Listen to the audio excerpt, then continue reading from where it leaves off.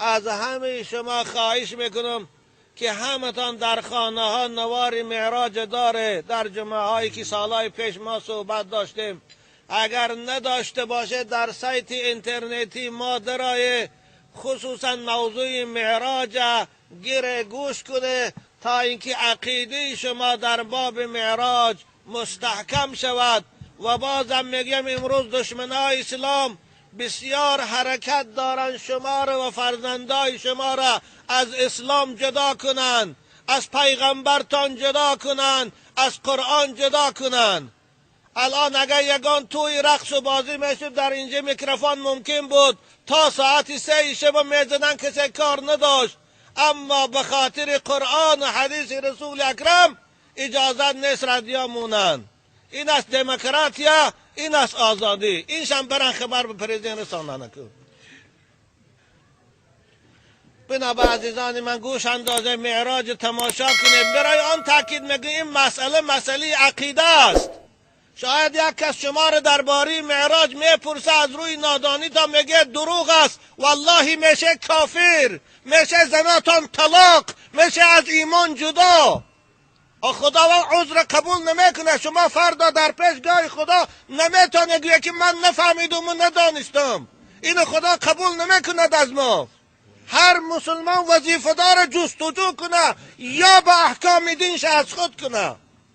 بنابر سایت ما در الحمدلله در باب معراج من چند سال پای در پای صحبت مفصل دارم. ایشان مولا محمود جان داره. همون یک بار بچه ها تانقیدی گوش کنه. والله من غمی مسلمانی تا نمیخورم و الا همه شما هم که دوزخ روه به خدا زیان نمیرسه. خدا به حضرت موسی گفت که ای موسی این تکفروا انتم و من فی الارض جمیعا فان الله لغنی حمید. ای موسی اگر با تمامی بنی اسرائیل تو کافر شویم به من زیان نمیرسه.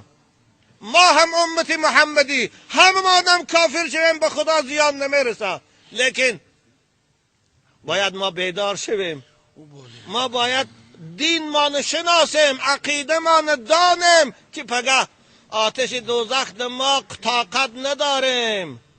والله این کامل بگزاده ها ناتغری بگویند زنده شدن هست، جواب دادن هست.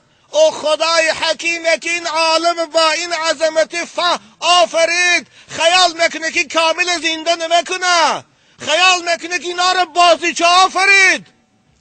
یک حکومت ضعیف و ناتوان یگان چیز بهوده نمی آفرو، یا سیمنزوات بهوده نمی آفره. خدا این موجودات و این بشریت به هیچ آفرید. از اینها یگان غرض نداره.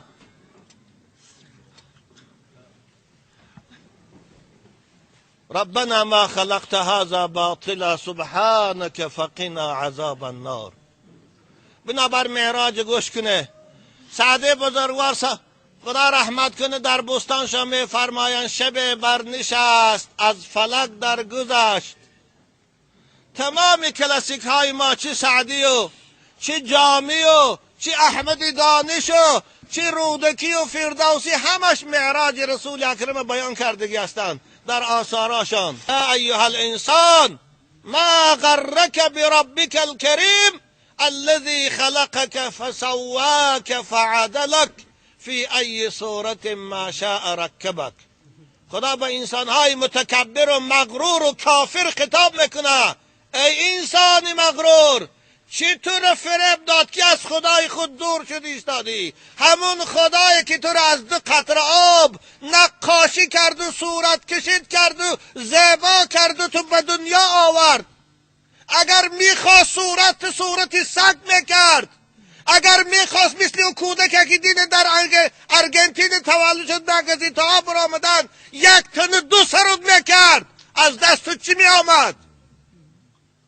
صورت زیبا داد، قاش چشم سیاه داد. فی ای صورت ما شاء رکبک. چو این خدا رو با نمیشناس، چو با این خدای خود جنگ اعلان کردی. خدا قرآن دو گفتی صدا اینا. وقتی که به دنیا آمد باید اول نام همون خدا را شنوه. الله اکبر. گفتی سعدی بزرگوار دهد نطفه را صورت چون پری، کی کرده است در آب صورتگری.